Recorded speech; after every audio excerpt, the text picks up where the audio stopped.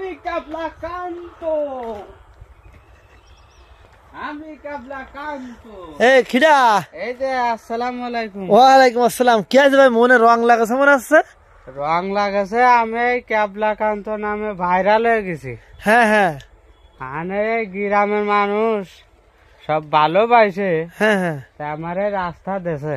এই মাঠের রাস্তা? হ্যাঁ, মাঠের রাস্তা দেছে। আর আনে ক্যাবলা, আমি ক্যাবলা মানুষ হয়ে আমিও কাজটা করে দিছি। কি কাজ ভাই?